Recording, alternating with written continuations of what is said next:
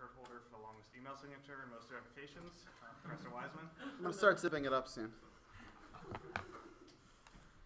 All right, take a look at this. I am going to look for the authoritative name servers for our beloved American Registry of Internet Numbers, our RAR, here in North America. And I'm getting a bunch right over here. Let's focus on ns1.aaron.net. I'm going to tell, or I'm going to ask at least, ns1.aaron.net to give me the entire zone information. What do you think it's going to say? No. Probably not. It's going to say, yeah, absolutely not. If you sniff in a Wireshark, it's going to say something like query refused. Is that expected? Yeah. Of course that's expected. Why is that a good thing? What can you do with all the host names and their corresponding IP addresses for an entire zone, specifically from the American Registry of Internet Numbers? Oh, should I stay on camera over here? Is that okay? Just used to my teaching mode. What can I do with that information? Am I allowed to call on people? Is this like restrictions? Denial of service. I could target specific hosts. Thank you, Jared. Specific IP addresses. In some cases, it's a fireable offense to leave your zone transferable to external IP addresses. Who should the only participants in a zone transfer be? Other DNS servers for your organization. Yeah, the primary and the secondaries, the master and the slaves, the authoritative name servers for a domain. What if I told you that in about 20 minutes from now, I will have the entire Aaron.net zone? What would you say? Baloney. You're full of it. Good, good. Anything else? I will. What if I told you that the way I'm going to get the entire Aaron.net zone is through an extension to DNS, a security extension known as DNSSec? Yeah, you heard me right. DNSSec, which is supposed to be, it's pretty funny, which is supposed to be an extension for security purposes, is going to give me the entire zone. I'm going to do it right in front of your very eyes in the next 20 minutes. You'll be able to do this at home as well. In fact, if you want the little sheet of all my commands that I'm issuing, just send me an email. I'll bang out all these commands. You can follow along as well in your own little terminals. So let's start very simple. Dig a www.aaron.net. In my net services class and some other classes, I teach how, everybody says, oh, you can leave off the www and it magically gets to www. In reality, it's a trick that's done in the zone file. We'll save that for another tech talk. I'm looking for the A records associated with the web server at aaron.net. And I am going to get to them. Mouse is on the fritz. What the heck is going on here? Okay, let's start that again. See, when I couldn't see before, I was just typing and there was just bad syntax all over the place. Just blow that up for you guys.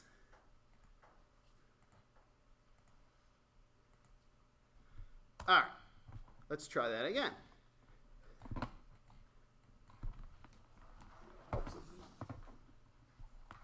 I'm having technical mouse difficulties. There we go.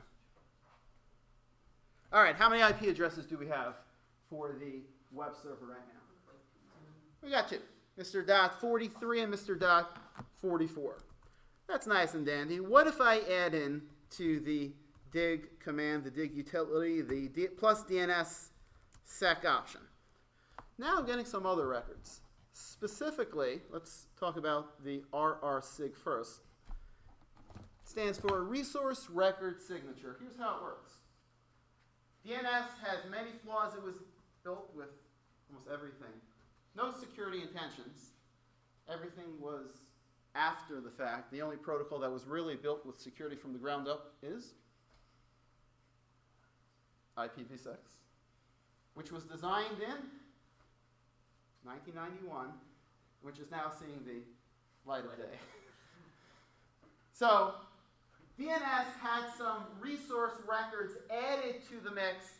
You know, the baby stuff, the A records, the CNAME records, the SOA records, the NS records, the MX records. That's so pre-security. We're talking now of a new resource record called RRSig. It stands for Resource Record Signature. Every time you ask a DNS server question, in reality, you might remember the recursive and iterative stories where you ask your name server, and your name server is going to ask a root server who's going to give that name server of yours a referral to the authoritative TLD name server, who's going to give your name server another referral to the authoritative name server for the target domain. That whole long story notwithstanding, man in the middles are all over the place. There are men in the middle waiting to take the answers back from the authoritative name servers and either change them around or say, no, there's no A record for that particular host name, or CNAME you to some adversary name server who's going to further point you in the wrong direction. So DNSSec looks to prohibit, to thwart man-in-the-middle attacks by actually using a concept known as digital signatures.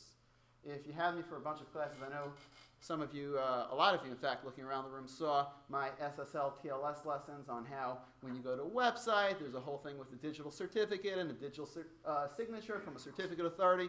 It works the same way in concept with DNSSec. For a server that is using the security extension DNSSec, every time you get a resource record category back, what does that mean? That means you get multiple A's back, or multiple NS's back, or multiple MX's back. The entire category of records is hashed and then signed with that zone's private key. So right now I just showed you that I got two A records back. I got .43, whatever it was, .43 and .44. I got two A records back. How do I know those are the actual IP addresses for www.aaron.net? How do I know that somebody didn't intercept the reply coming back? I'm not the victim of a man-in-the-middle attack, whether it's through ARP cache poisoning or SSL strip or other methods. How do I know that those are the actual records coming back? Well, what's going to happen is the domain, aaron.net, before they give me the A records back, or any group of records that are coming back in bulk, the bulk of records are actually signed after they're hashed. So you've got two A records over here. I thought I had markers up there. There we go. You got two A records over here, and these two A records are passed through a hashing algorithm. Hopefully it's SHA-256. Anything less than that is not really considered hashing anymore today. And then what happens is, this message digest, not to be confused with the insecure hashing algorithm MD5, it's called a message digest or a hash or an output from a hashing algorithm. This hash is now signed, digitally signed, and the way it's done is pure encryption with the private key of aaron.net. Stop for any questions right now. Still following? Aaron's got its own private public key pair. When you encrypt with one, you could only decrypt with the other, and it works in both directions. So now, the RRSig message coming back for the A records is signed. You'll also see another RRSig message. That's the signature for those NS records that are coming back, the authoritative section in the DNS response that's coming back. Each group of resource records, that's why it's called RRSig. It's just too time consuming to do them one at a time, so DNSSec does them in bulk. Each group is hashed and encrypted, and that's known as a signature. It's known as a digital signature as far as DNS goes. The RRSig comes back to me. So how do I verify the hash? How do I make sure that 43 and 44 are the legitimate hosts? What do I need now? I need the public key. Okay. Need the public key that was created at the same time that private key was created. So I'm going to just change that A query to DNS key, another record that was added with DNSSec. And right over here, you'll also see that the key itself, I'm sorry, you know what I have to do? I have to take off the www because it's the entire domain that's signed, not the hosted individually. There's those public keys. There are multiple public keys. There's a key ring. Those other numbers, I only have 20 to 30 minutes, so we'll save all that other stuff for another time. But it's telling you which key to use, which algorithm is being used, and some specs in terms of the metadata. So there are a bunch of public keys there. One of them is going to be used to decrypt the RRSig to see a hash. And now my DNS host resolver is going to hash those same records. If the hashes match, what can you say? It's legit, absolutely. In other words, if Aaron signed the hash by encrypting the hash with their private key, and I'm decrypting it with their public key, and I'm computing the same hash on each of those resource record types, that means that there has been no man in the middle changing around those A records and those NS records that came back to me. Questions so far? Well, here's another question now. Okay, how do I know that somebody didn't break into Aaron.net and come up with their own private public key pair combination and spoof that DNS key record that's in their name server? You can't take anything for granted because now we're doing some security extensions for DNSSec. So I want to introduce you. In fact, let's make a list. We saw RRSig as a new resource record. We saw DNS key as a new resource record. Let me tell you about another new resource record. It's called DS. It stands for Delegation Signer. Okay, that's the public key of Aaron. The DNS key is actually showing me it's encoded in base 64. If you're trying to figure out how many characters are there, it's encoded in base 64. Okay, how the hell do I know that that's really Aaron's public key? Well, do you know what? The higher level domain, in this case the .NET zone, technically known as a registry. The registry.net actually contains a DS record for Aaron.net. Let me show you what that looks like. So if I change the query from DNS key to DS, what we're seeing right over here is the query on the left, of course. It's Aaron.net. Give me its DS, its delegation signer value, and that's the answer on the right. You know what that DS is? That DS is the public key of Aaron hashed. That record is not in the Aaron.net forward lookup zone. Where's that record? It's in the .NET zone. In other words, you need to communicate with the higher levels for this to work. Sort of like reverse delegation, you might remember from NSSA 245 as well, net services. Okay, what the hell do I do with this now? What do I do with this DS, this hash of the DNS key of Aaron.net? How do I know that's, well, what I would do is I would hash their public key, and I would see if the values match. But here's the problem again. How do I know that somebody didn't break into the .NET TLD zone file and change that as well? Well, if you take a look, since I'm still using the plus DNSSec option to the dig command, I'm also getting an RRSig message. What that means is .NET actually hashed, RRSigs are encrypted hashes. So it's kind of a weird concept because they hashed a hash. They hashed the DS record, which is Aaron.net's public key. And what do you think the .NET domain did now with that hash? They signed it. You got it. They encrypted it with their private key. So how do I validate that? What do I do now? Same thing. Let's take a look at the DNS key. Whoops. Not for Aaron.net, but for the .net domain. TLD. There it is. So what I'm going to do is I'm going to take the .net key, that's their public key. I'm going to use it to decrypt the RRSIG message here for the DS record and see if the hashes match. If they do, I know that Aaron.net's key checked out fine. But wait a minute. What's the problem now? How can I trust .net? Trust nobody. I don't even let my wife shoulder surf me. I'm joking about that. That would look more suspicious than anything else. So, who do you think hashes the public key of .net?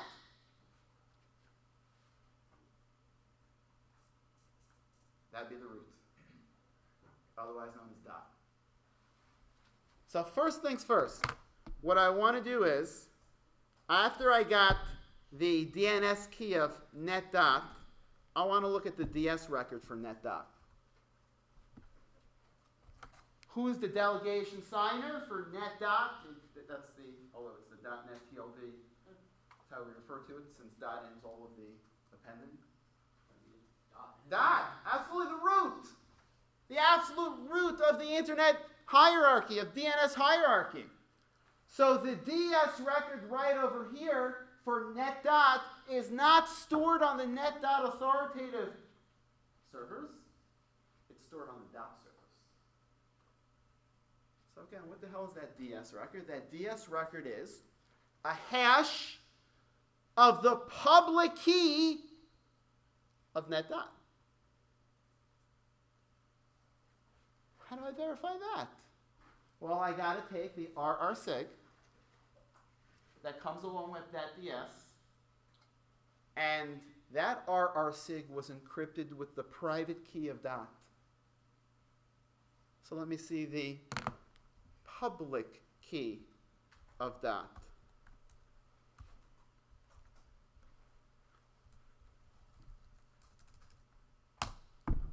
There it is. So that public key is going to decrypt the RRSIG. And that's how I know that the DS is good, and it goes down 2 levels now. But wait a minute. Another problem now. What's the problem now? You trust that? You trust that. And the answer is yes, because there's no other higher place to go. In other words, the public keys of dot are widely known, published, and preloaded.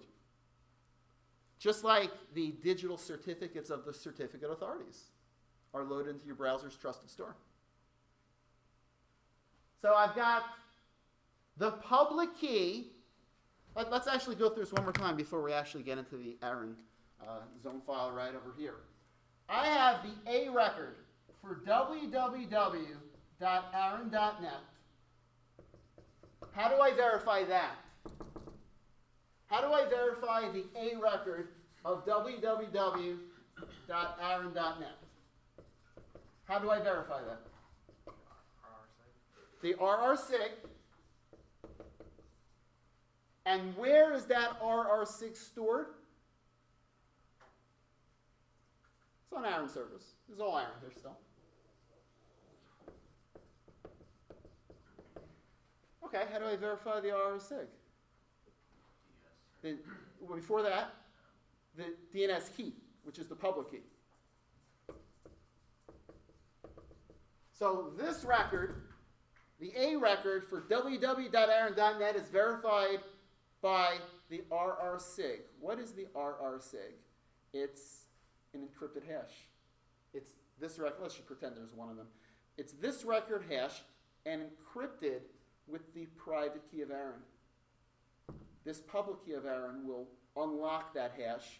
I compute the same hash. If they match, I know that's really the A record. But now, here's the problem. How do I trust that DNS key record. That's where I go to the DS record. I'm not that tall, so I'm going to have to go downwards instead of upwards. So the DS record over here for net in the net dot zone is what? What is that again? Refresh my memory. It's a hash of public key of Aaron.net. How do I verify that? There's an RRSig that comes with that as well. And again, the DS is a hash. The RRSig is always an encrypted hash. So we're actually hashing the hash and encrypting it. How do I unlock this RRSig? There's a DNS key record with the public key of net dot right over here in the net dot zone.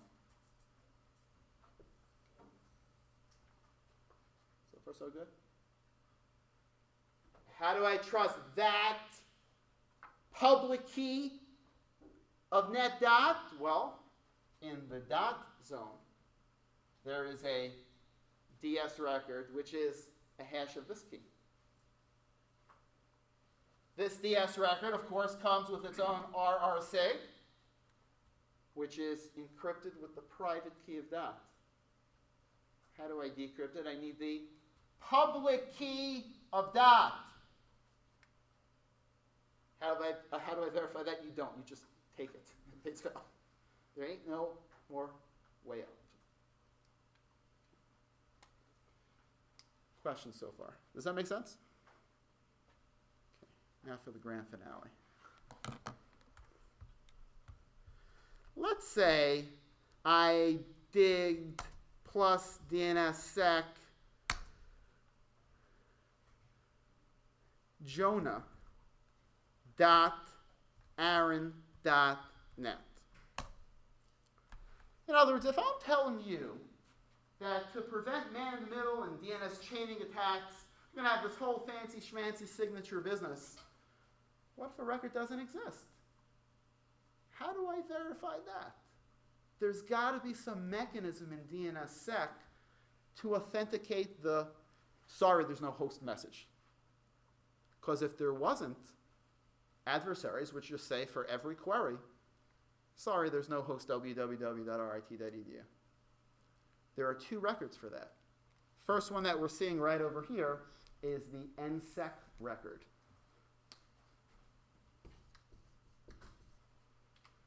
Which means next security record. Let me tell you what that's all about.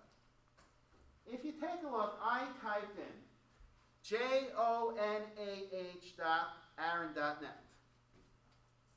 Could have been a host, but in this case, there isn't a host. Sorry, we still love you. Called Jonah at the aaron.net domain. But if you look very carefully at the NSEC record right over here, what's that word? Jabber. It's like an eye test, okay? Which looks better, A or B? It says Jabber. And what does it say? And the pointer's like getting no cooperation with the technology of the mouse. Pointer. What does that say? LACNIC. That's actually, it's interesting. That's another regional internet registry from Latin America and the Caribbean. Jabber, LACNIC, Jonah. Jabber, LACNIC, Jonah. Jabber, Jonah, LACNIC.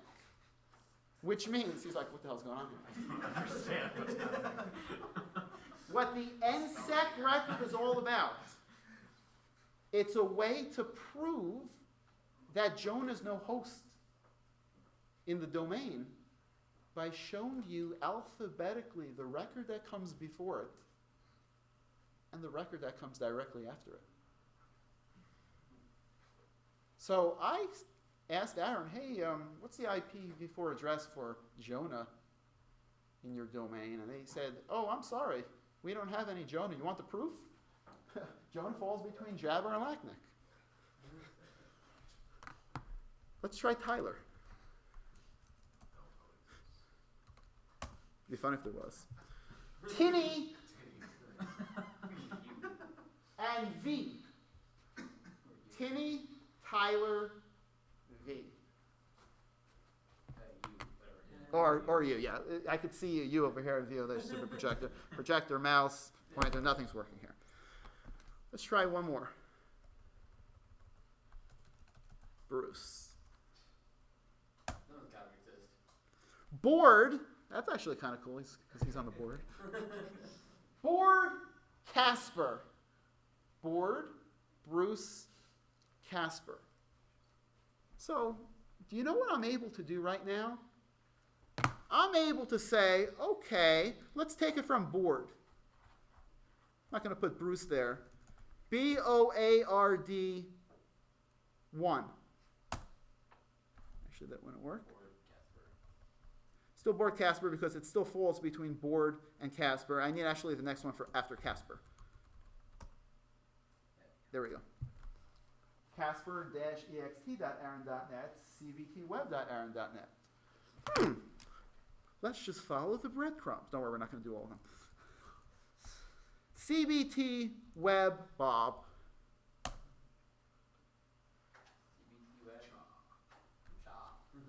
Do you know what I'm doing right now? I'm getting the entire zone file by passing non-existent host names. Write a simple script, bam, you got a zone transfer. I promise you I will get you every record. If you want, I could keep going, but I don't have much more time. You could try this on your own for homework tonight. So let's think about that for a second. DNSSec, a security extension for DNS, is making the entire zone. Let's just say what it is, transferable. That's really weird. In fact, when you think about programming, how it's evolved over the years, whether it's an operating system or an actual application, the lines of code for operating systems, let's just single that out.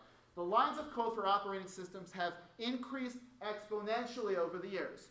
What can you attribute most to the exponential increase in the lines of operating systems? Security. It's those additional lines of code now that makes those operating systems and programs more vulnerable, more vectors, more surfaces to attack, more points of vulnerability.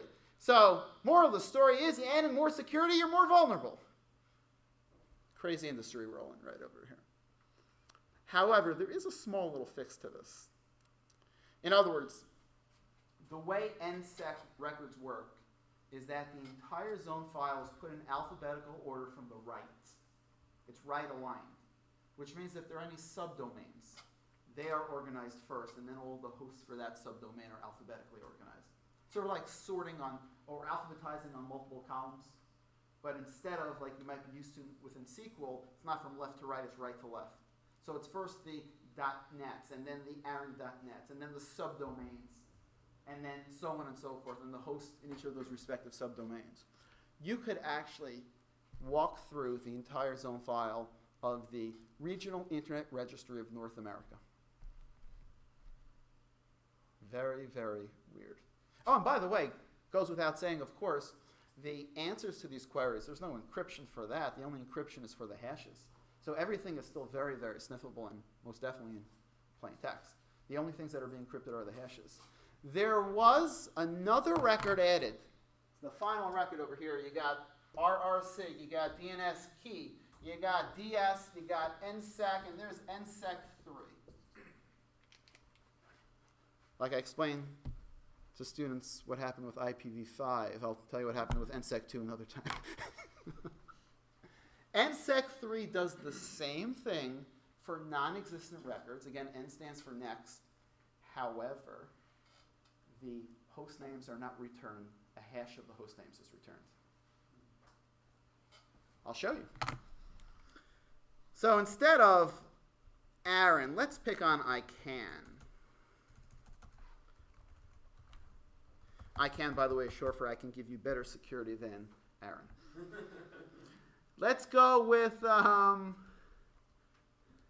Anthony. I'm saying right now, hey, what's the IP address for anthony.icann.org? And I'm getting an NSEC 3 record back. Actually, I should be getting an NSEC 3. There it is. Hit in the mix right over here. There's some almost weird NSFW words over there, which is kind of interesting. Don't really... Wow, I can't believe I generated those words with a hash. Anyway. And there are two of them that are right next to each other as well. So that's a lot better than seeing the host name that alphabetically comes before Anthony and the host name that comes after Anthony. In fact, if I was to change up Anthony to XYZ, you'll see that the hashes are different. NSEC 3 is a better way of doing things than NSEC, because with NSEC, you could do a zone transfer. I promised you in 20 minutes I'd do a zone transfer of Aaron, and if I had more time, I'd just step through the entire records, just feed in one letter after the upper boundary of your not found host name. Now, when you think about it, host names are not really that long. Would you agree with that? Host names are not really that long. So if you wanted to think of possible brute forces or dictionary-based attacks against these hashes, it wouldn't be too difficult in my opinion. It's just a stupid 5 to 10 character host name. When you append the rest of the domain information, I would say it's very brute forcible. So I don't think NSEC 3 is even in the category of, oh yeah, much better than NSEC, which is completely ridiculous. It's the entire zone file that you're seeing. Okay. Crazy but true. Thank you for your time. Have a great night.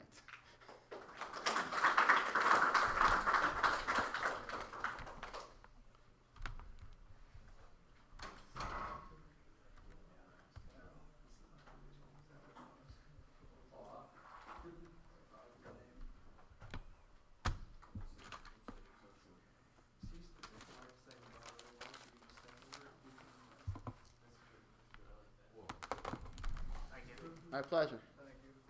I'll see some of you tomorrow morning at 8 a.m. Yep. Weissman AM, Weissman AM. CJ and HDMI.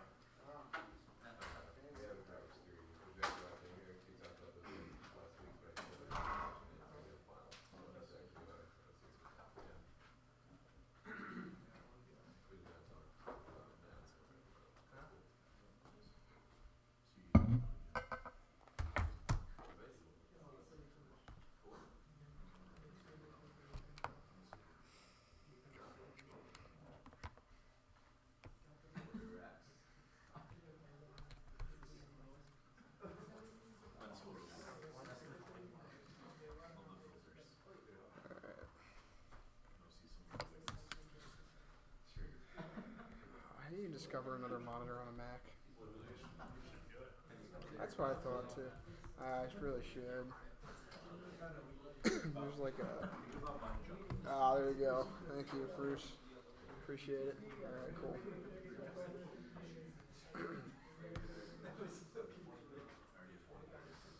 Sweet.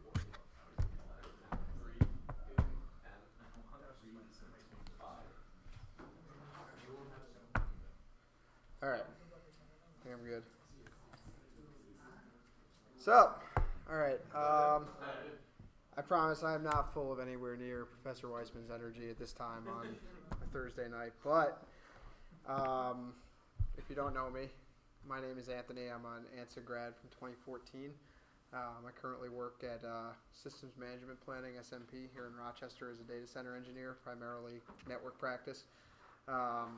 Networking has pretty much been my life since school, and I mean I hold a CCNP routing and switching, the most notable thing for what I do professionally. So route switch and a little bit of WAN optimization and some ASA stuff is my day-to-day most of the time. So this is basically just kind of a brain dump of my thoughts on this topic of port-based network access control. So for work, I was playing with this technology called Cisco's Identity Services Engine, which is basically 802.1x on steroids. It can do a whole bunch of network access control and device profiling based on pretty much everything. But I realized that I didn't really know how all this stuff kind of fits together.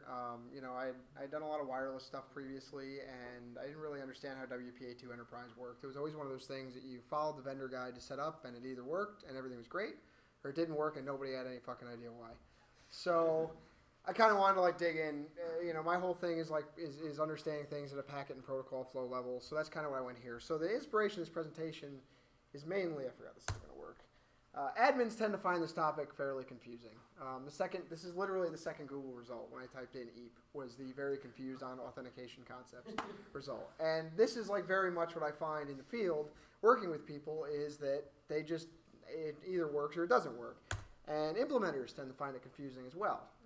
I blurred out who this was on GitHub, but as I was looking around, the topic of the repo is implement probably wrong EAP 802.1x support. So I just find that people kind of find it confusing, and it's actually not that hard. There's just a lot of terms involved.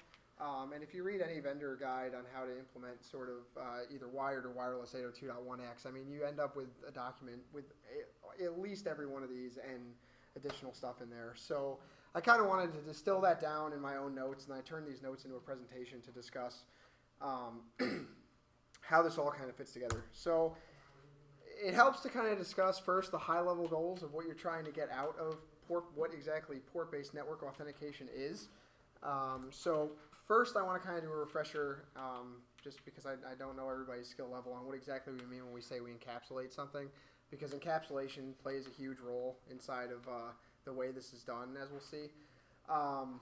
So if you just take DNS as an example, I mean, you take your DNS actual application layer payload, and then you encapsulate that within a UDP header. You tack a UDP header on it, and then on that you tack an IP header, typically, if you're in a network that's been running for the last 20 years. And then on top of that, you put Ethernet, and or if you're on the WAN, whatever WAN protocol, layer 2. So we're just adding extra headers to the data. And I know it's real basic, and it sounds real stupid that I have a slide in here on it, but like, there's encapsulation within encapsulation within encapsulation within encapsulation, depending on what kind of EAP method you're using for your authentication. So it's just at least kind of important to do a quick refresher. So what exactly is the goal of port-based network access control? It's pretty much to permit or deny access to devices. We're not necessarily concerned with the user of the device, but we're more concerned with the device-level authentication. Why would we not be concerned about the user? Really good example. Think of a public library. Okay, you don't care who sits down at a computer at a public library, but odds are the admin does want to ensure that the computers that are plugged into the library network are library-owned assets, which you can do with certificate-based EAP authentication. And then another important thing is you want to make this all work across your network devices, your switches, your access points, and you want to kind of abstract some of this functionality, which I'll talk about a little, from those devices themselves. So the AP or the switch shouldn't necessarily be concerned about trying to figure out who the user is. The AP or the switch just wants to do AP or switch things, either let the user on or not. This is important because if you've been in an enterprise or been on co-op, the life cycle for patching network hardware versus the life cycle for patching like servers and end user operating systems, radically different. I mean, it's not uncommon to find network hardware that's been in place for 10 years and never been patched or never been replaced or never been upgraded. And the corollary to that is when it comes to your authentication methods, I mean, things kind of change a lot more rapidly in security. So a lot of those kinds of changes can be introduced on your end user operating systems with a software patch. So you want to take some of the functionality away from those actual devices that are giving network access, and kind of push it out to the edge of the network to an authentication server and then to your end user device. So at a very high level view, a node, your laptop, which is called a supplicant in this architecture, connects to a network device, a switch or an access point. That device is called an authenticator. Now, with the name authenticator, you would think that device was doing authentication. You would be wrong. The device doing authentication is an authentication server somewhere on the back end, Active Directory with Radius or just a standalone Radius server. And the authentication server actually decides if whoever's trying to connect is who they say they are. The authenticator, the network device, all it's doing is letting you on or not letting you on, like an access point. So if you try to connect to an AP, you talk to the authentication server to sort out who you are, and then the AP either lets you connect or doesn't let you connect. It's really kind of that simple. And there are 3 protocols involved. 802.1x is the conversation between your laptop and the access point. Those 2 devices talk 802.1x. The access point and the authentication server, or the authenticator and the authentication server, to use the terminology, talk Radius on the back end. And then the extensible authentication protocol, EAP, is actually logically communicated between your laptop and the authentication server. And this is kind of where that whole encapsulation thing comes into play, because you'll see EAP, you're never going to see an EAP packet. You're going to see EAP encapsulated within 802.1x between your laptop and the access point, and then EAP encapsulated in radius between the access point and the authentication server. I promise I have pictures that actually demonstrate what this looks like. So if you take like this computer here, connecting to the network, it doesn't talk directly to the authentication server. The computer doesn't get an IP address and then send packets out to the authentication server. What actually happens is at layer 2, and we're going to take a packet look at this, at layer 2 it talks 802.1x between itself and between the switch in this example. And then on the back end, the switch is talking radius to the authentication server. And logically, the EAP messages get encapsulated between the two, so they're allowed to flow. It's a little confusing. And this is basically what it looks like from a ladder diagram. This could be wrong. I was kind of drunk when I made this. But I think it was right. I looked it over a couple of times, and I'm pretty sure it's right. But you'll notice there you see 802.1x and you see radius, but you don't actually see EAP flowing between your supplicant and your authentication server. And that's because that EAP data is taken, and it's in 802.1x, and it's taken and put into radius, depending on where you are in the flow. And the important thing about that is that's that lightweight ability and that extensibility of EAP, is that the authenticator, the switch, and the access point don't have to know anything about, certificate-based authentication. They don't have to know anything about Active Directory-based authentication. They can just take the data that's necessary for the authentication process and just encapsulate it depending on who they're talking to.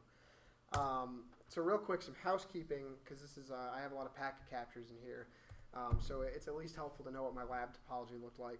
Nothing complicated. My authentication server was Cisco Identity Services Engine. It was a really old version, like so old that you can only launch the management console in Microsoft IE, because it's the only thing that would let you add enough certificate bypasses to use the ancient certificate that's on there. You can actually, if you have a Cisco login, I think you can download that for free, that very, very old version of ICE. I had a Cisco Catalyst something switch that Tyler let me borrow for the authenticator. And then I have just a Windows 7 laptop as a supplicant. On that note, if you're doing this, if you want to reproduce any of this, Windows is a bit of a pain to get working in kind of a lab environment. You actually have to enable the wired autoconfig service for it to even talk 802.1x on the wired interface, and then you have to go in and you have to tell it to ignore the self-signed certificate, which you should only do in a lab environment, and then set that back to what it was at when you're done. You got to dig into like 400 menus to actually put your credentials in. It's just a pain. It's not like, I was kind of hoping when I did this, I just plug in my laptop and it'd be put in your credentials. And I was like, of course not. Why would it be that easy?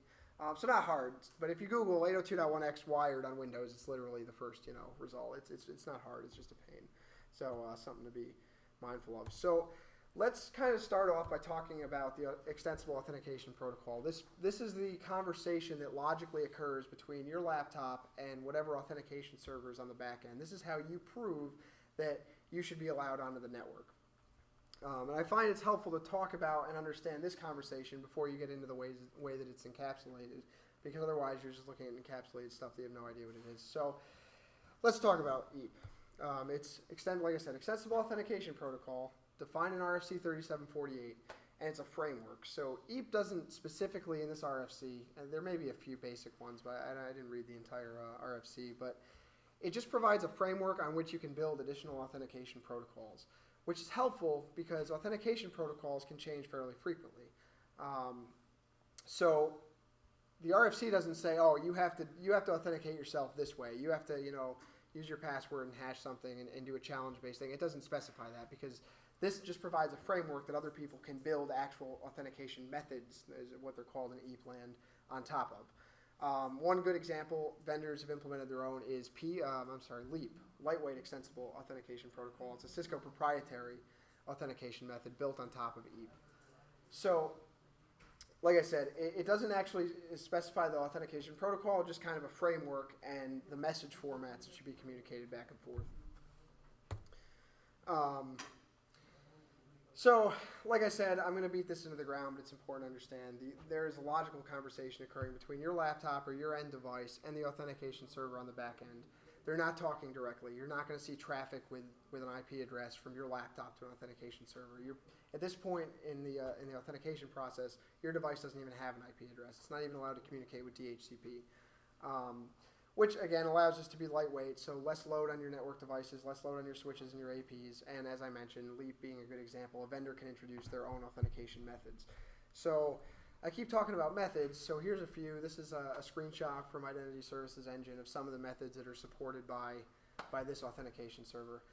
So you can support a wide variety of products. So, most laptops these days support PEEP, MS-CHAP v2, and EAP-TLS are probably two of the most common, and I'll mention those in a second, authentication methods. But if you have a really old device that maybe does some kind of really old method of authentication, it can be supported in a lot of authentication servers as well. So again, you take, well actually let me just go to the next slide because this is easier to kind of start understanding. Two common EAP methods that you'll see in use in most enterprise networks are PEEP, MS-CHAP v2, and EAP-TLS. I'm not going to go real deep into how they actually provide authentication, but I'll at least talk about them so that you kind of understand how they work. MS-CHAP v2 is an older Microsoft-based challenge authentication protocol, generally not considered secure anymore because there's a bunch of weaknesses that have been found in it. However, you can encapsulate it within PEEP, which is just protected EAP. So again, encapsulation within encapsulation. But basically all you're doing is taking the insecure MS-CHAP challenge authentication method and wrapping it inside of TLS. So the inherent flaws in MS-CHAP v2 are a little less concerning because you've got the protection of TLS on top of it. So if you were to kind of start visualizing this, you have the EAP framework. Marker sucks. You have the EAP. Well, that one sucks worse. Jesus Christ. No, he's got it here. Sweet. There we go. All right. So you have the EAP framework, and then on top of the EAP framework, you built the. You're using MS-CHAP v2 as your method. It's built on top of that EAP framework, and then you just take all of this and you put it inside of TLS, and that makes it reasonably secure. And this as a whole is called PEEP, which just means protected EAP.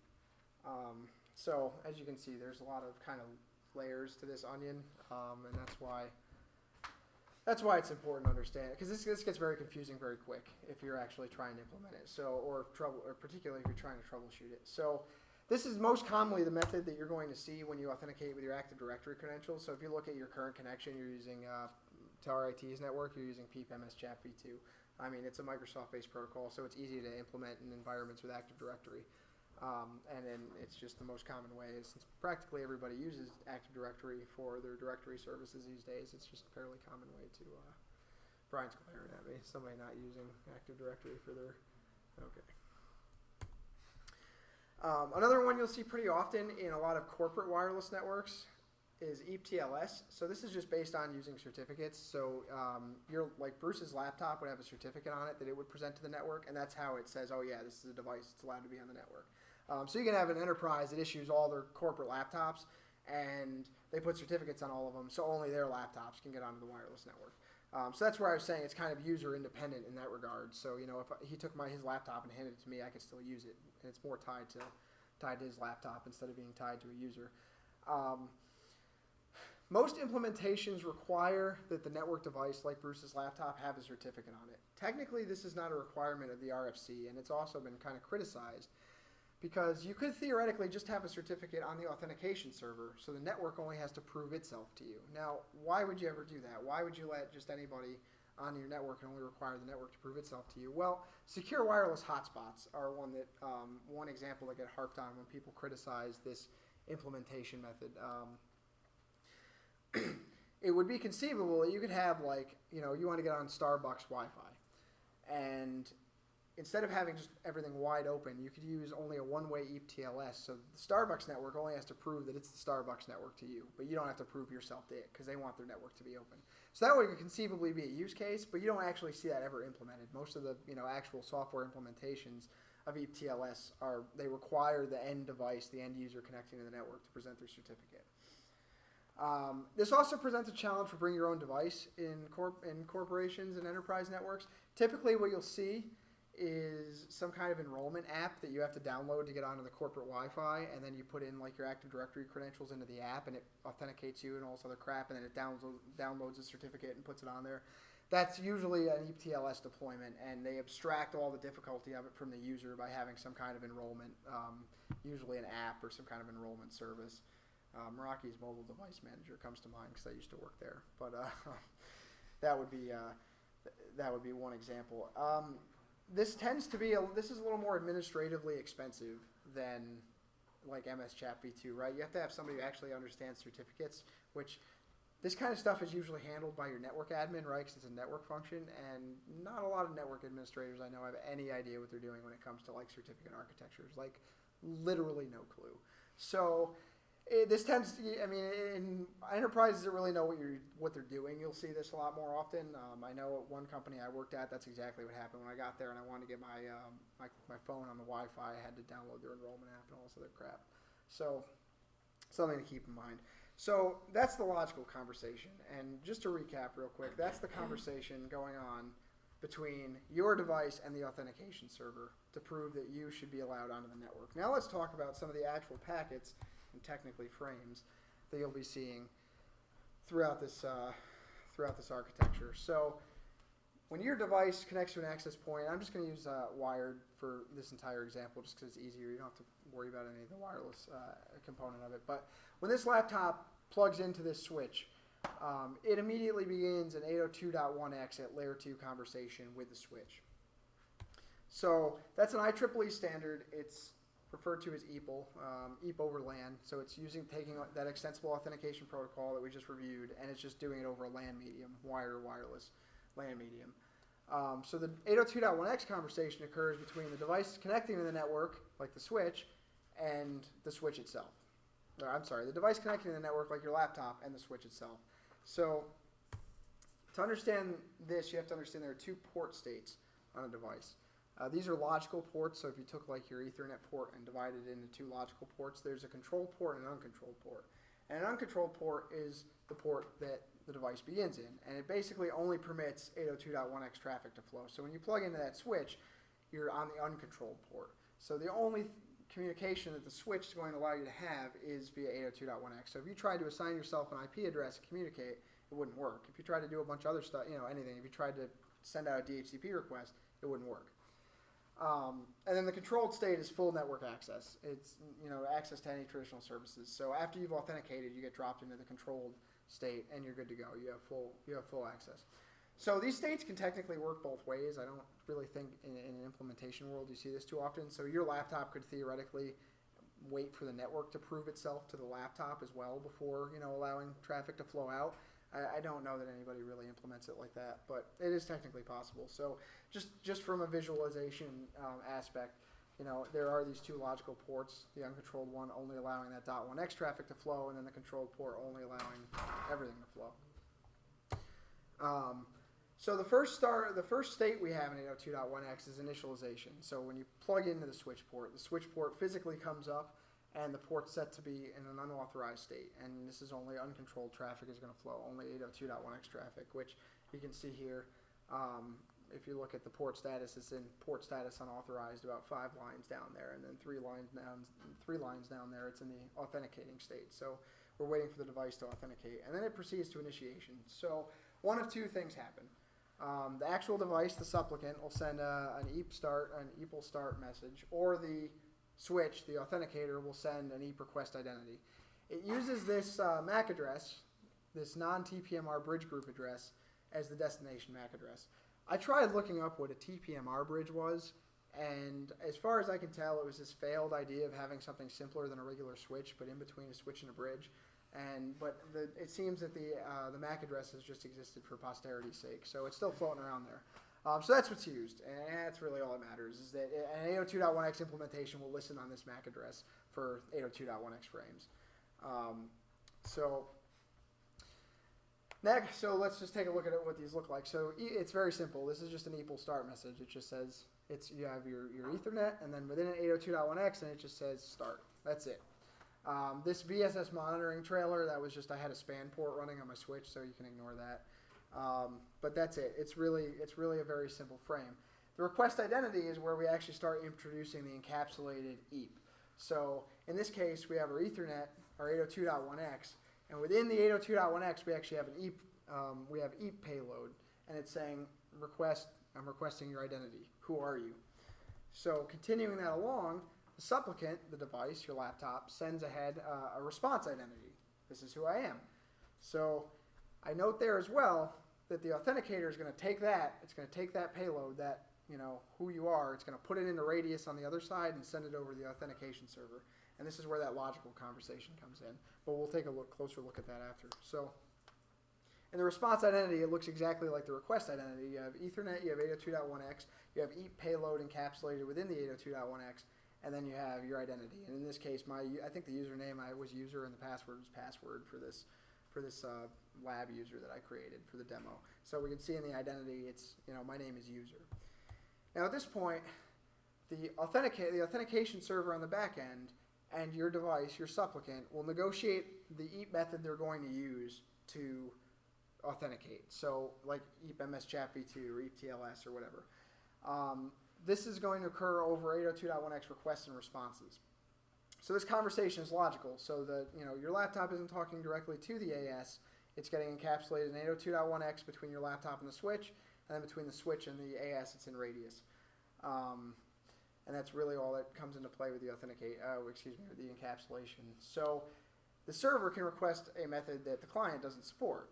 And in that case, the client can say, no, I don't want to use that. I want to use something else. And that's exactly what we'll see here. So I just threw this in here as a reminder of where in the conversation flow we are. So right now we're in the 802.1x phase, but the EAP payload within those 802.1x frames is getting re-encapsulated on the back end and sent over to the authentication server using Radius. So here's what that looks like. This is a message from the authentication server to the supplicant. And we have Ethernet, we have 802.1x, it's an EAP packet, and in the EAP payload, the authentication server is requesting that we use EAP TLS. And in the configuration I said no, I want to use PEEP, because we're going to use PEEP MS Chat v2, because I was using Active Directory-based credentials. So, same thing, the response from the client, from the supplicant to the authentication server, Ethernet 802.1x EAP payload with a response saying, nope, can we use PEEP? And assuming the authentication server is okay with that, the conversation flow will just continue normally. So now you actually proceed to the actual authentication. So you've got a logical EAP conversation between your supplicant and your authentication server, and the length of that conversation depends entirely on the method of authentication you're using. It could be short, it could be long. If you're using certificates, it could involve multiple back and forth. MS Chat v2 involves probably like a dozen or so EAP messages between the supplicant and the authentication server, and then you get through that whole conversation, and you either get a success or a failure. So you're either going to be permitted network access or you're going to be denied network access. And then when the client's all done, it can send an EAP log off to indicate that it's done. That's done for accounting purposes, but I don't think it's actually a requirement of the protocol. So here's what that exchange looks like at the 802.1x side. These are basically just all 802.1x frames with, in this case, encrypted payload that are used for the MS Chat v2 conversation between the logical conversation between the supplicant and the authentication server. And at the end, we get a success, and the very last packet's an actual DHCP method. Now, this is all in TLS. You can, in my case, I know the private key because it was a self-signed cert I generated on the authentication server. You can decrypt this. Wireshark will only decrypt TLS that's within TCP packets. So some guy on the Cisco forums wrote a script to take all the TLS payload out of these and put them in dummy TCP packets, and then you can run it through Wireshark and decrypt it. I didn't try that. I didn't have time. I also didn't care that much. But it's kind of neat. So you can actually decrypt this if you know the private key, and if you're using self-signed certs in a lab environment, you'll absolutely know the private key. So, but I did not do that. I thought about it, and I said, that seems like too much effort. So this is an example of what that conversation, one packet from that conversation and what it looks like. So you got Ethernet, 802.1x, EAP payload, and you've actually got your TLS in there. So if we keep building on this, you take your TLS, and now you put that within 802.1x. And this is basically kind of the onion that we're starting to develop. And that's layer 2, so that would also be that would then be within Ethernet. And this is between the supplicant, these frames are seen between the supplicant and the authenticator. So your laptop and the switch in this example. And then once that's all done, we get that success message. We can see that that my end host has been authenticated successfully. Now, as we saw DHCP method. You can communicate just like you would on anything else. So that's the conversation between my laptop and the switch. Now I'm going to talk about the conversation that's going on simultaneously between the switch and the authentication server, which is done over Radius. So now we're looking at the right side of this conversation. Remote authentication dial-in user service. There are a couple of RFCs specifying it, 2865 and 2866. For 2865s for authentication and authorization, you'll sometimes shorthand see these as auth-C and auth-Z, and then 2866 for accounting. I'm only going to talk about authentication. You can do a lot of cool stuff with Radius. I'm just going to focus on the simple way that we use it for authentication in this kind of architecture. And you'll see it flows. I mean, it's a UDP. It flows over UDP port 1812. So, how does this work in? That's a typo. That's annoying. How does this work in this conversation? So that EAP conversation, this conversation here, you take all the EAP payload out of 802.1x, you wrap it in Radius, and it gets sent off to the authentication server. And that's how we prevent the actual end device from ever necessarily talking directly to the authentication server. So we'll see the same traffic as we did earlier, the same EAP traffic. It's just now, instead of being in 802.1x, it's inside a Radius. And then this is going to end with an access accept or an access reject method. So your initial access request, very similar to, actually it's identical to the EAP response identity. So if you look at this, you've got Ethernet, IP, UDP, Radius, and if you dig all the way down into Radius, you've got a section of Radius dedicated to the EAP payload, and if you notice there, the identity is user. So it just took our EAP response where we said my username is user, and it wrapped it up in Radius and sent it off the authentication server. There's a bunch of other useful crap in here that you can use for directing authentication in your traffic flow. So if you look there, there's a NAS port type is Ethernet. So that would say 802.11 if this were wireless. So maybe you want to only permit a user to access the wired network and not the wireless. You can take those things into account. You can really take those things into account with the identity services engine that I'm using in this lab topology. But that's a topic for another time. And then the same thing, we get that negotiation. We see the same EAP payload just inside of Radius now, because now we're going from the switch to the authentication server on the back end. So in this case, we just have a request, and I'm requesting type EAP TLS. It's the authentication server saying, hey, can we do this authentication over EAP TLS? And sure enough, my device saying, no, I don't think we can. If you go down to the EAP, there's that NAC, and then it's the desired authentication type at the bottom there is saying, let's do protected EAP. So this is all the same payload, just inside of a different header, just encapsulated in something different. And the authentication exchange is also more or less identical. You're just, instead of being encapsulated inside of the 802.1x requests and responses, now it's encapsulated within Radius, access requests and access challenge packets. Same deal. The length of your authentication conversation depends on what authentication method you're using. And then you're either going to end with an accept or a reject. So if we just grab a small sample of that conversation, just grab one packet out of that flow, same thing. Ethernet IP, UDP Radius, EAP payload. Within that EAP payload, we have our TLS because this is PEEP, and then presumably within that TLS we have the MS-CHAP v2. So now we're just taking this and we're switching 802.1x with Radius. But it's otherwise the exact same conversation. And then it all ends with an access accept in this case, and then that's how the switch knows, okay, I can let this user communicate, or the AP knows, okay, I can let this user onto the wireless network. So to tie it all together, now we can actually look at this, and it actually makes, hopefully, a little more sense. At the beginning, you see your supplicant, your laptop, sending an EAP start to the authenticator, our switch. Our switch is sending back a who are you message, a request identity, and we're saying, oh, my username is user. Switch doesn't know what to do with that. It doesn't care who you are, so it wraps it up in Radius and sends it over to the authentication server on the back end. The authentication server gets it and says, okay, let me how about we use EAP-TLS? Let's use this method. And it wraps it up in Radius and sends it to the switch. And the switch pulls that EAP data out of Radius and puts it in 802.1x. And it, let me see here. Do I have, isn't there like a laser pointer or something on this shitty presentation software? Anyway. So it takes that, hey, let's use EAP-TLS method, and it wraps it inside 802.1x and sends it to your laptop. And your laptop looks at it and says, no, I can't do EAP-TLS, I want to do PEEP.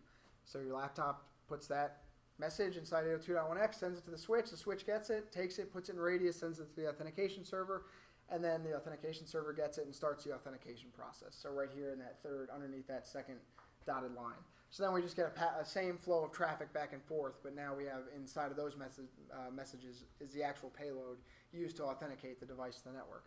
And when it's all over, the authentication server sends an access accept in this case to the switch gets it and sends it as an EAP success to the actual end device and permits network access. So it's actually not that complicated, I hope. It doesn't seem that complicated. Some people are like nodding, so I think that's a good thing.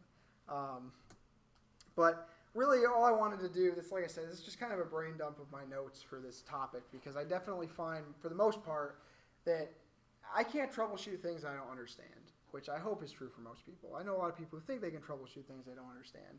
But generally speaking, if I don't actually understand how traffic is supposed to flow, how packets are supposed to flow, I'm not really going to be any use troubleshooting. Anybody can follow, a piece of documentation that says set these things up in these ways. But it's far more important, in my opinion, and it makes you a far better engineer if you're able to actually say, okay, this is why we're setting things up this way. This is why I'm, installing certificate services to use EAP-TLS based authentication. This is why I'm checking this box on the Windows client. This is why I'm doing this. So my goal really, when I kind of started getting in and doing a little bit of this professionally, was just to actually get an idea of the protocol flow.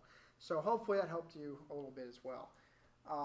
But basically, just kind of to wrap up, port-based NAC, our end goal is to permit or deny access to a network device. We use 3 protocols to achieve this: .1x, Radius, and EAP. The only ones you'll ever see actual, frame headers for the most part, are 802.1x and Radius. The EAP conversation is logical. It's encapsulated in either one, depending on where in the conversation you are. And that's because EAP provides a framework. We build authentication methods on top of it, 2 of the most common ones being MS-CHAP v2 within TLS, PEEP, and EAP-TLS just using pure certificates. Those are kind of the 2 most common ones you'll run into in the enterprise. And the most important thing I really hope I got through is that it's not that confusing if you just kind of understand this. If you just understand the traffic flow and what the actual protocol diagrams look like. So that's all I got. I'll post this to my website. My presentations also have notes on all my slides. So if you are doing this, in the lab or whatever, you can look at my notes, and hopefully it'll bring back a little more than just what's on the slides. Otherwise, any questions? Thoroughly confused. Yeah. So I guess there doesn't even have like a home network without a whole bunch of different hardware. What's that? How many consumer level hardware actually supports this? I don't know. I see a lot of, I don't know, because I'm one of you guys, so I don't actually have any consumer level hardware at home. I have all enterprise crap, but It's true. It's curious. I don't know. Anything that'll support WPA2 enterprise. So I don't know, how often do you see that on little home routers? Yeah. Yeah, I thought so. I figured most do, because it's not really from the access points perspective. It's not a complicated suite of protocols to support. You just have to talk 802.1x and Radius, and you just rip the EAP data out and encapsulate it in either side. So, that's the cool thing about this, is that it's not computationally expensive for your actual network devices, because they have more important stuff to do. Switch traffic mainly. How they need a server to run the. You need some kind of authentication server on the back end. Yeah, absolutely. Free Radius comes to mind if you want something simple and easy. But yeah, I thought I've seen a lot of things with WPA2 enterprise. What's that? So none of you can do it at my house. Yeah, no, I do. I mean, it's not. I don't think it's entirely uncommon. But anything else? Cool. All right. Thanks for letting me talk for half an hour.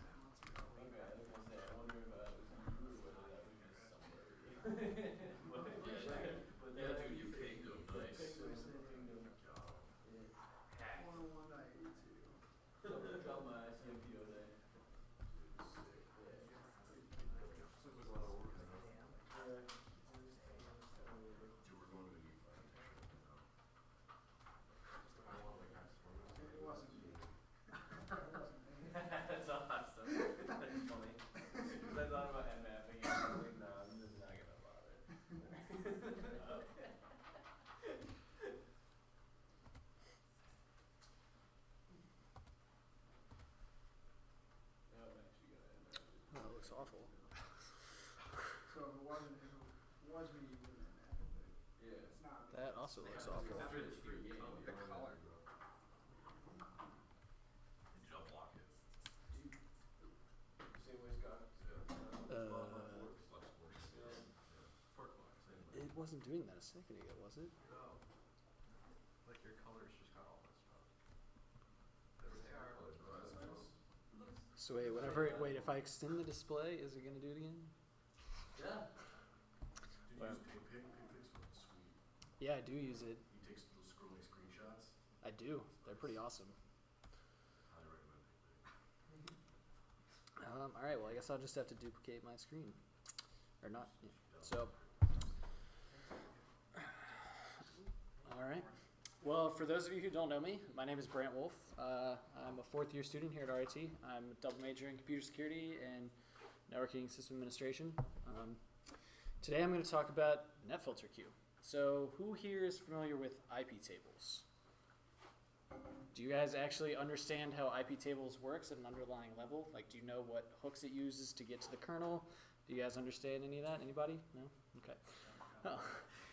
Cool, Matt, thanks. So, surprise, surprise, it uses NetFilter queue.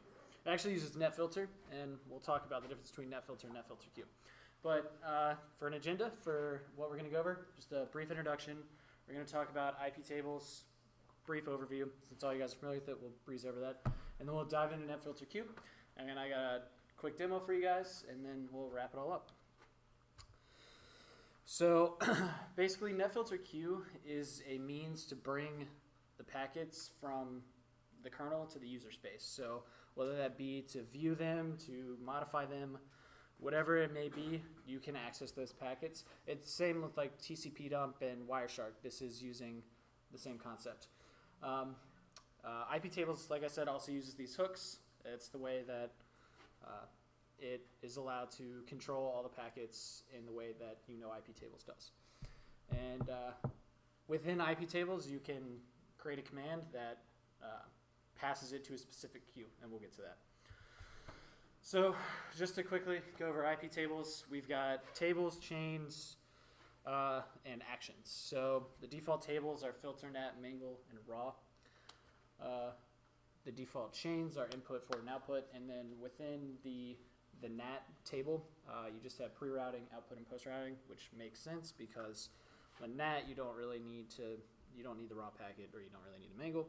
And then actions, you can accept, deny, log, or jump to another queue, or another chain, excuse me. And then we got a fancy little picture that breaks it all down for you nicely. Simple options, nothing too fancy, nothing that you guys aren't too familiar with.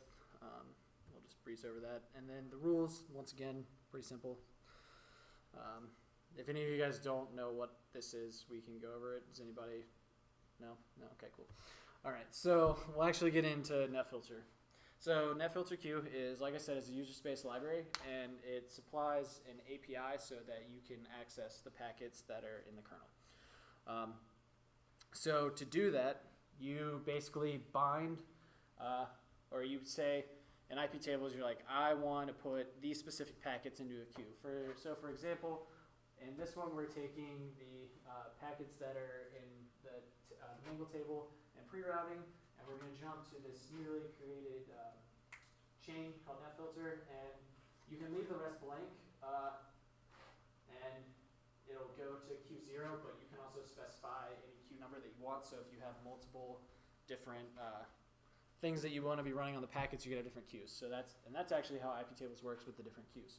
But you can also specify more specific statements like, you want to look at a specific DNS packet, or you want to look at a specific HTTP packet, just as you would and have the power to accept, deny, or drop with IP tables.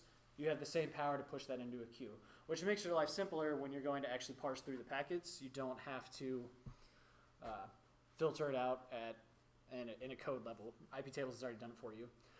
So the ultimate goal of NetFilter queue is to accept or deny packets. So similar concept to IP tables, but you actually set the verdict. It's a function, and it just either it takes the packet that was in the queue and accepts it, or it just drops it and moves on to the next one.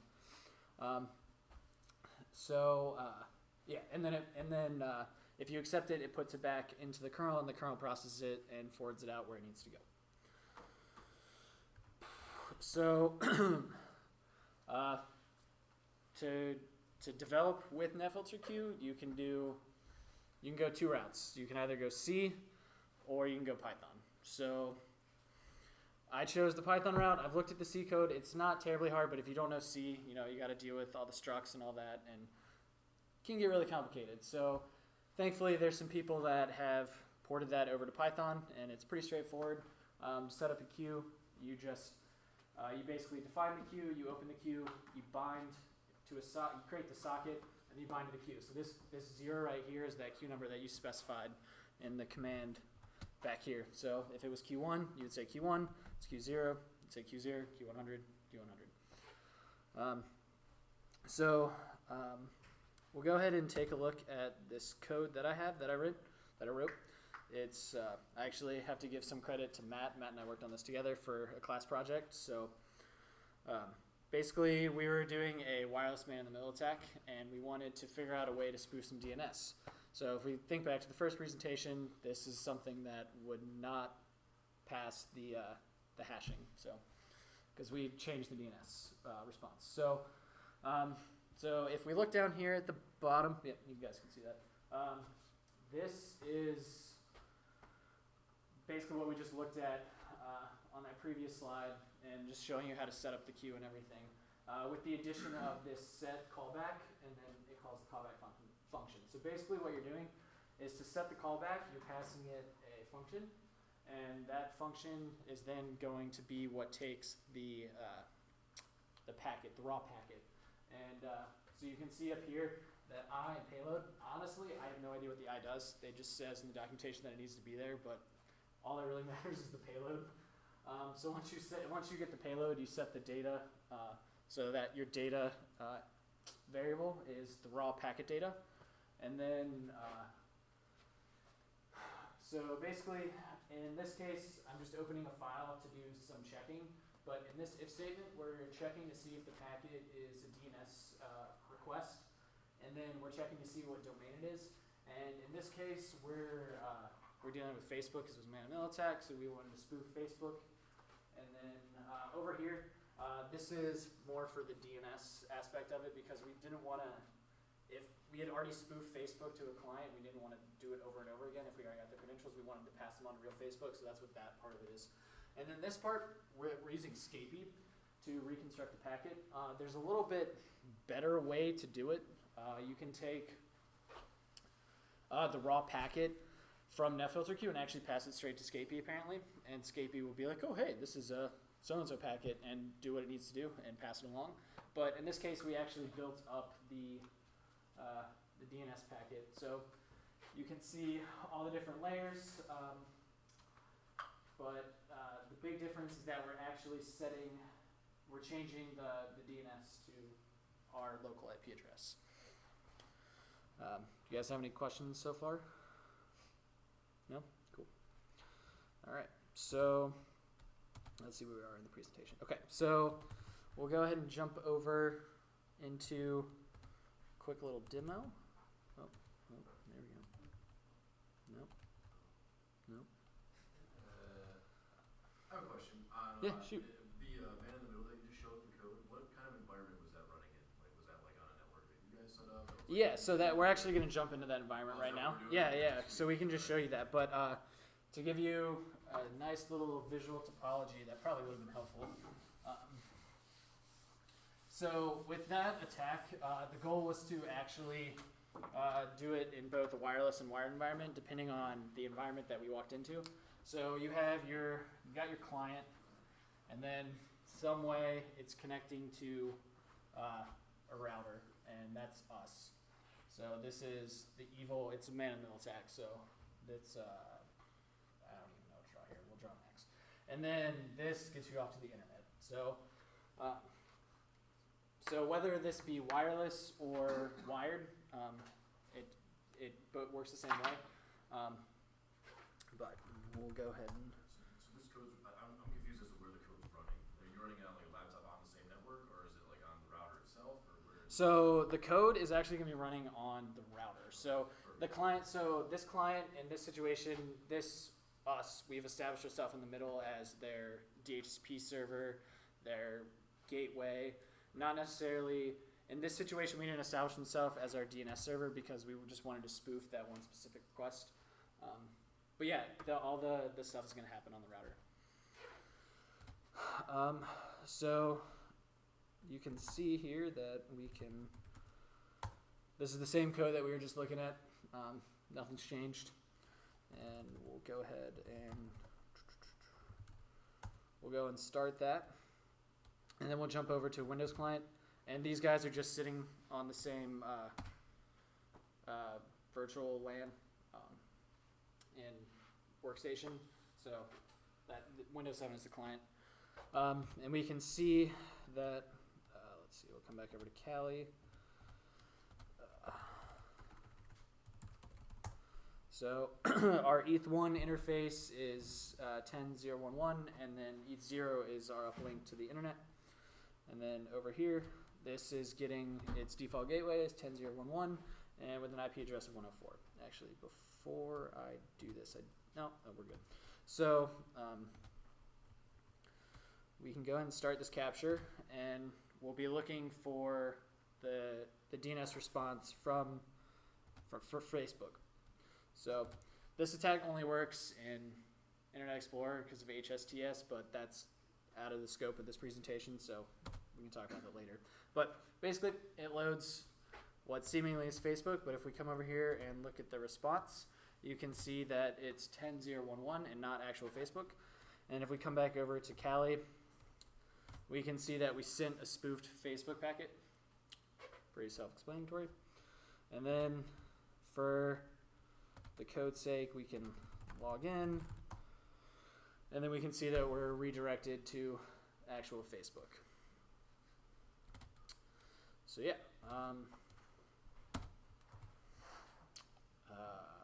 and for the attack, we have all the credentials, but that's not about NetFilterQ. So just to give you, Where do the credentials get printed? so in this. So this file is like a deployment file for the attack, and you can see that clientinfo.txt, and that now has that spamming of the keyboard that I just printed out, and like I said, from IP address 104, that hasn't changed. And then with that if statement,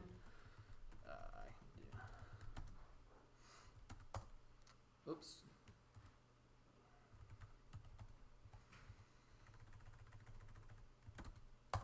So that check that I was doing with that if statement, basically we're just checking to see if that IP address gets put into this file, and if it is, then they can get a real DNS packet. So just to give you guys a perspective between the Python versus the C, this script essentially does the same exact thing, and we're looking at way more code than just the 30 lines that we had before, if that even. So let's see if I can, where are we in this? So this part is really, here the part that really matters in the C code. You're doing the same thing. You're binding to Q0, and it's in a while loop. I guess I forgot to mention that. You're passing the packets through in a loop so that it's always processing the packet, and once you set the verdict, then it starts the loop over again until you exit out of it. But yeah, that's the C.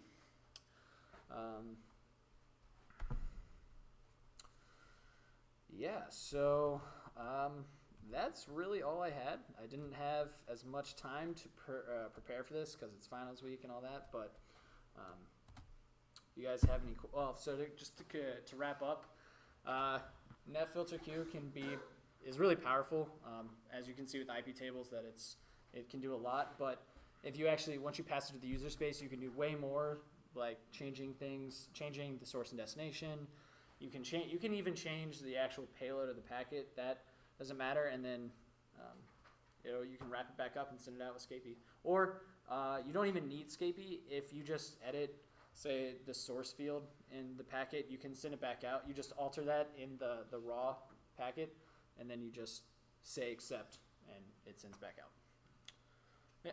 When you send the spoof packet to the Windows 7 client, do you set the TTL to be like extraordinary long? No, actually, I set it to be 0 so that they always have to send DNS again and again and again. So that way, once we send them the real Facebook, when they type in their real credentials, they're going to have to request another DNS response because they don't have one. And then they'll get a real one because we're allowing it through. Gotcha.